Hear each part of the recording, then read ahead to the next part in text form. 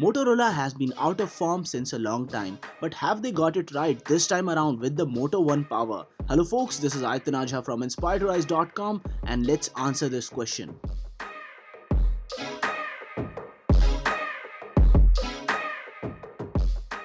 So guys, the Moto One Power is the latest smartphone by Motorola in the mid-range segment, and let's start with an unboxing for the same. Inside the box for the smartphone, what you get is the Motorola Moto One Power smartphone itself, and this is an Android One smartphone, so that means regular updates and everything, but it comes with Android 8. You get the smartphone which has a notch style design and the TPU cover. Inside what you get is the documentation etc, the SIM tray removal pin, and you get the fast charger for this one, 9 volt 2 ampere. That's quite good. And apart from that, you also get the USB type C cable. Let's talk about the build and design. At the front there is the notch style design, 6.2 inch 403 ppi full HD plus LTPS IPS panel, and it looks quite good. At the back you get a P2I coating for water resistance, but it's not fully waterproof. On the right hand side you get the power button and the volume rocker. At the bottom there is the USB type C along with the speaker grill, and on the left hand side of the smartphone you get the SIM tray slot which houses a dedicated micro SD card slot through which you can expand your storage up to 256 gigabytes. At the top you get the 3.5mm jack, and if you look closely at the back there's the fingerprint sensor with the Moto dimple that looks quite good, and you get the primary camera with the double sensors. Now let's talk about the specifications of this device. It comes with a Qualcomm Snapdragon 636 along with 4 gigabytes of RAM, 64 GB of internal storage. It supports USB OTG. You get around 50.4 gigabytes free from the 64 gigabytes. And if I talk about further features, it does not support NFC, but it does have gyroscope sensor along with the e-compass sensor. So you almost have all of the sensors which are required for a good smartphone experience. And now let's talk about few other things like gaming performance and normal day-to-day performance. So gaming on this device was okay, but on PUBG we were able to play it on low settings, and FPS etc was all good even on low settings. And I have to say that Snapdragon 636 should have performed at least in the medium range, but on low settings you will get really nice playable FPS and no lags or jitters anywhere.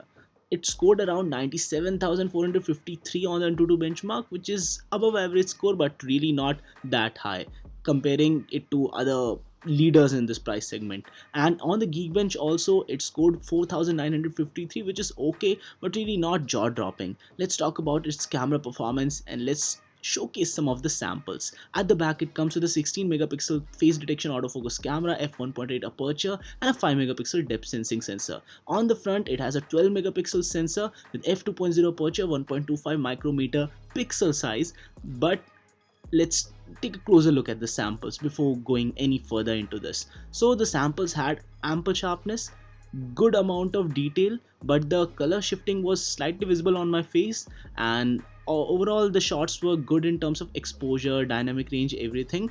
But when it comes to portrait selfies or portrait mode photographs, there was quite a lot of blur present on my hair, and edge detection is seriously not good right now. But few other things, and portrait mode on inanimate objects worked great.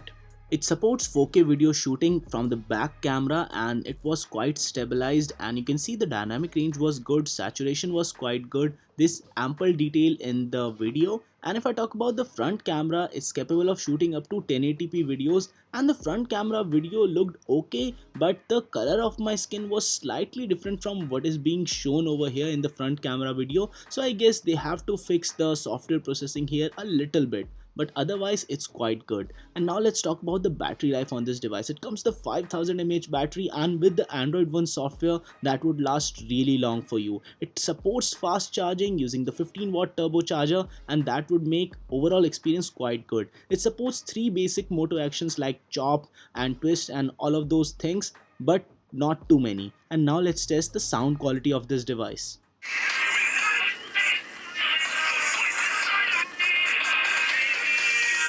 The sound was loud enough, but with that sort of notch they could have easily included a stereo speaker setup, which they did not. And if I talk about watching videos on YouTube, you can't really cover up the whole notch area while using zoom to fill. So that's also one of the minor cons for this device. The fingerprint sensor was working perfectly every time, but it was a tad bit slow sometimes, and that was slightly annoying.